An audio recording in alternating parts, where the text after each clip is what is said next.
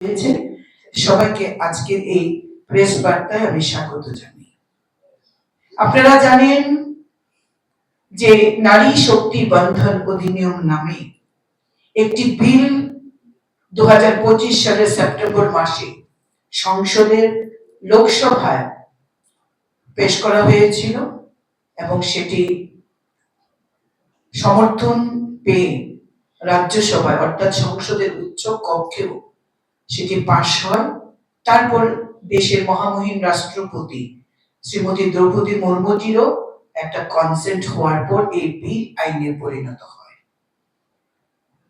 সেখানে কথা ছিল যে আদমশুমারির জনগণনার ভিত্তিতে আগামী দিন যে জনগণনা হবে তার ভিত্তিতে এই মহিলা রিজার্ভেশন বিল বা মহিলা সংরক্ষণ বিল আসবে এবং সেইভাবে 33% রিজার্ভেশন ভারতের সংসদে এবং রাজ্য বিধানসভায় সেগুলো কার্যকর হবে।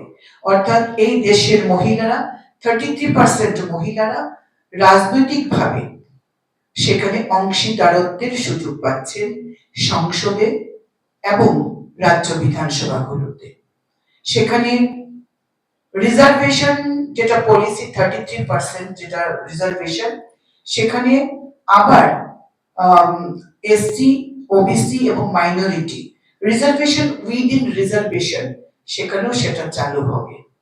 এখন নানান দিক থেকে বিভিন্ন পরিকল্পনা, বিভিন্ন মতামত আসছে যে এটা 2011 সালের জনগণনার ভিত্তিতে হবে না আগামী দিনের জনগণনার ভিত্তিতে হবে। আগামী 16 তারিখে সংসদে নিয়ে আলোচনা হবে। আমরা ধন্যবাদ জানাই দেশের প্রধানমন্ত্রী নরেন্দ্র মোদীকে এই দেশের মহিলাদের আর্থ সামাজিক উন্নয়নে যিনি বিভিন্ন যোজনা তৈরি করে মহিলাদেরকে স্বনির্ভর করার জন্য প্রয়াস নিয়েছেন এবং মহিলারা আজকে আত্মনির্ভর হচ্ছে। আমাদের সহসভানেত্রী পাপিয়া দত্তা বলেছেন প্রধানমন্ত্রী আবাস যোজনায় ঘর 72% মহিলা এই দেশে তাদের নামে ঘর পেয়েছেন। Start up India, stand up ইন্ডিয়ার মাধ্যমে আমাদের দেশের নারীরা আজকে তারা নিজের পায়ে দাঁড়ানোর সুযোগ পেয়েছেন। উজ্জ্বলা যোজনা গ্যাস বলুন কিংবা শৌচালয় মহিলাদের নামে লজ্জা ঘর, এই লজ্জা থেকে মুক্তি পেয়েছেন দেশের প্রধানমন্ত্রী নরেন্দ্র মোদীর কারণে। এইভাবে মহিলারা আর্থ সামাজিক ভাবে যেমন বিকশিত হয়েছেন, লাখপতি দিদি হয়েছেন, দ্রোণ দিদিরা আজকে রোজগার করছেন দ্রোণের মাধ্যমে, কৃষি ও কৃষক কল্যাণ দপ্তরের মাধ্যমে। অর্থাৎ মহিলারা আজকে নিজের পায়ে দাঁড়ানোর সুযোগ পেয়েছেন দেশের প্রধানমন্ত্রী নরেন্দ্র মোদীর স্লোগান বিকশিত নারী বিকশিত ভারত। আজকে নারীরা সমৃদ্ধশালী ভারত গড়ার লক্ষ্যে কাজ করছে। শুধুমাত্র যে জায়গাটায় অভাব বোধ ছিল, যে মহিলারা বা এই দেশের নারীরা রাজনৈতিকভাবে যে স্বীকৃতি পাওয়ার কথা ছিল সেই স্বীকৃতি পাচ্ছিল।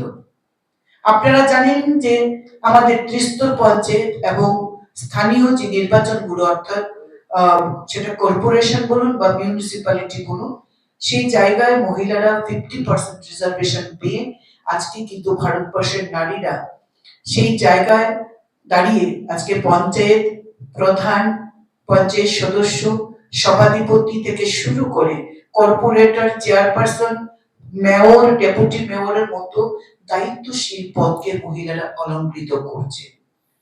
কিন্তু বাকি ছিল দেশের সংসদ এবং রাজ্য বিধানসভাগুলিতে।